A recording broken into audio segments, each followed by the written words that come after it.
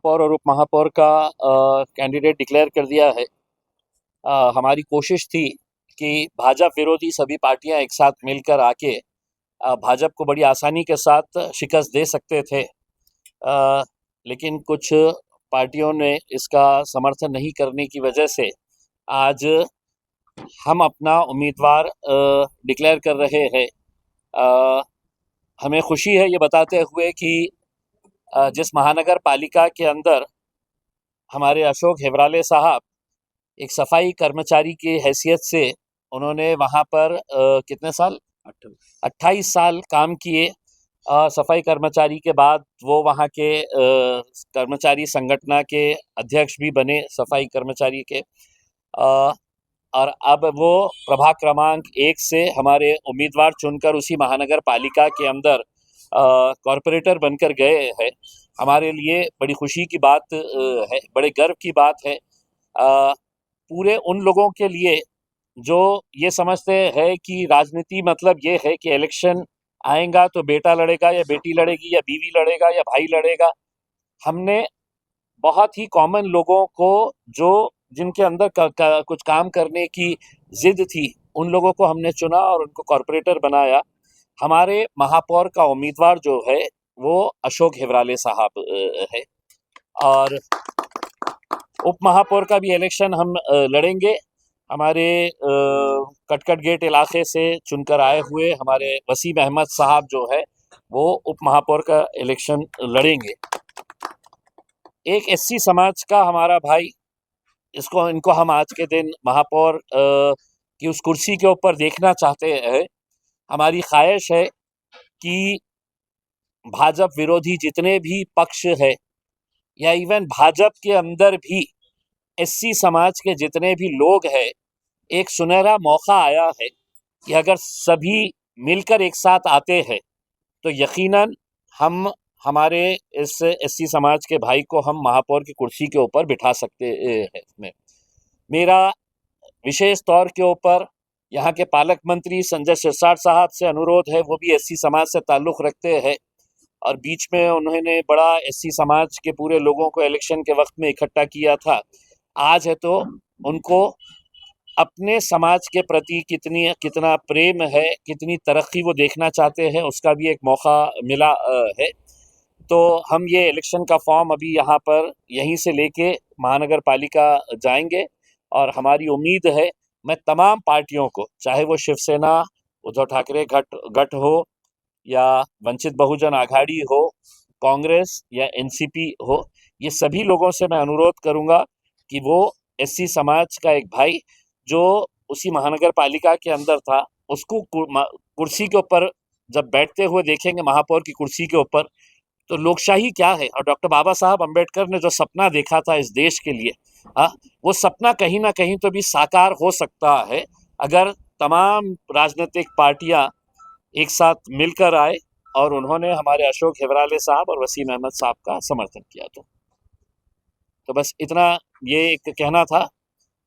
दूसरा ये है कि चूंकि अब मिले ही है और कल हम हैदराबाद जा रहे हैं प्रचार के लिए तेलंगाना, तो हमने पहले ऐलान किए थे कि जितने भी जीते हुए उम्मीदवार है, महानगर पालिका के 125, नगर परिषद के 83, नगर अध्यक्ष और जिला परिषद का इलेक्शन होने वाला है। जिला परिषद पंचायत समिति के अंदर भी जितने भी जीत कर आने वाले हैं, 14 तारीख के दिन गाड़ियों का काफिला, हर गाड़ी के ऊपर मजलिस का झंडा लहराते हुए हम हैदराबाद जाएंगे। दारुसलाम के अंदर ये जितने भी नवनिर्वाचित हमारे कॉरपोरेटर्स, काउंसिलर, जिला परिषद, पंचायत समिति के सदस्य है, इन सभी का वहाँ पर सत्कार किया जाएगा। तो महाराष्ट्र से जितने लोग हैं, अभी हम 1-2 दिन के अंदर पूरा प्लान डिसाइड करेंगे कि कौन कहाँ से कैसा निकलना है, कितने बजे निकलना है, कौन से रूट से निकलना है करके। तो ये 14 तारीख का प्रोग्राम है। असद साहब और अकबर साहब का शुक्रिया अदा करने के लिए जा रहे हैं कि उनकी मेहनतों की वजह से आज मजलिस इत्तेहादुल मुस्लिमीन महाराष्ट्र के अंदर इतनी मजबूत हो पाई है और लगातार आगे बढ़ रही है।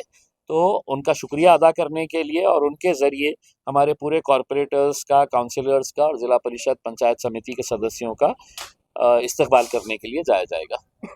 बस मेरे पास से इतना ही है। तो 58 का मैजिक फिगर चाहिए आपको महापौर पद के लिए। आपका संख्याबल कम है, कैसा जुटा पाएंगे? कैसा संख्याबल कम है? हमने तो ये उम्मीद किए थे कि जिस तरीके से भाजपा ने एकनाथ शिंदे की शिवसेना के साथ जो रवैया इख्तियार किया, तो हमारी उम्मीद ये थी कि अगर वो बाहर निकल जाते और हमारे इस उम्मीदवार को समर्थन दे देते, अंदर से देते, बाहर से देते, कहीं से भी देते, तो आज एक दलित भाई जो है वो यहाँ का महापौर बन सकता है। अगर आप देखेंगे कि एमआईएम के 33, शिवसेना दोनों भी, वंचित बहुजन आघाड़ी, कांग्रेस और एनसीपी मिला दे, सबको मिला दे, तो हमारा आंकड़ा जो है वो 58 तक जाता है, उनका 57 के ऊपर अटक जाता है। इसमें मालेगांव में क्या होने जा रहा है सर? मालेगांव के अंदर मैंने कल के दिन ट्वीट कर दिया हूँ। कल मीटिंग हुई थी और उस मीटिंग के अंदर मैंने भी जो हमने पहले ऐलान किए थे, एक मर्तबा फिर हमने कल के दिन अपने पार्टी का स्टैंड बड़ा क्लियर कर दिए है कि हम वहाँ पर तटस्थ रहेंगे, हम किसी के साथ नहीं जाएंगे। कहीं ना कहीं इसका फायदा जो है वो इस्लाम पार्टी को मिलने वाला है। अगर हम वोटिंग के अंदर शामिल हो जाते हैं तो कहीं ना कहीं वहां पर एकनाथ शिंदे की शिवसेना और बाकी दूसरे पार्टियां जो मिलकर आ रही है उनको इसका फायदा होगा। तो इस वजह से हमने इनडायरेक्टली इस्लाम पार्टी का समर्थन करते हुए हमने वहां पर तटस्थ रहने की भूमिका निभाई है। जिला परिषद पंचायत समिति में खाता खुलने वाला है। जिला परिषद पंचायत समिति इंशाल्लाह जिस तरीके का रिस्पांस है वो देखते हुए हमें बड़ी उम्मीद है कि इस बार जो है वो ग्रामीण इलाकों से भी अच्छे खासे नतीजे आएंगे और हम वहाँ पर भी अच्छी कामयाबी हासिल करेंगे। नहीं, ये कहना तो हज़ारों ख्वाहिशें ऐसी है कि हर ख्वाहिश पे दम निकले। जितने लड़ाए हैं, 6 ज़िला परिषद की सीटें हम लड़ा रहे हैं और 15 हमारे ग्राम पंचायत की सीटें हैं। हमें इस बात पंचायत समिति की सीटें हैं। हमें खुशी इस बात की है कि पहली मर्तबा ये हो रहा है कि ज़िला परिषद का पहला इलेक्शन हम लड़ रहे हैं, पंचायत समिति का पहला इलेक्शन लड़ रहे हैं, लेकिन इस इलेक्शन के अंदर ज़िला परिषद के अंदर जहां पर मुस्लिम कैंडिडेट्स हैं, वहीं पर मराठा समाज का कैंडिडेट भी हमारे टिकट पर लड़ रहे हैं, हमारे एससी समाज के लोग भी है, ओबीसी समाज के लोग भी एमआईएम के टिकट से लड़ रहे हैं, तेली समाज के लोग भी लड़ रहे हैं। तो ये जितने भी लोग आज मजलिस के टिकट के ऊपर लड़ रहे हैं, हमारी उम्मीद है कि हम इंशाल्लाह अच्छे खासे नतीजे लेकर आएंगे। 16 लोगों का जो ये चल रहा है आपके ऊपर ऑब्जेक्शन, उसको कैसे देखते हैं? मैं जब 2014 के अंदर जीत के आया था तो किसी ने ये तकरार कर दी थी कि इम्तियाज जलील की 2 बीवियां हैं और 4 बच्चे हैं करके।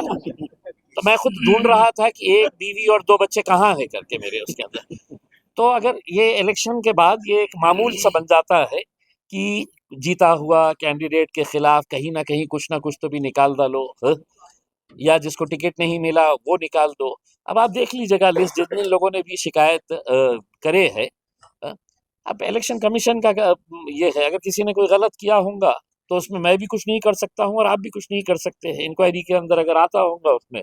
लेकिन मैंने जैसा आपको एग्जांपल बताया हूँ, मैं आज तक 10-12 साल हो गए हैं, मेरे घर में भी पूछते हैं कि दूसरी बीवी और 2 बच्चे कहाँ हैं, तो मैं क्या जवाब देना उसमें।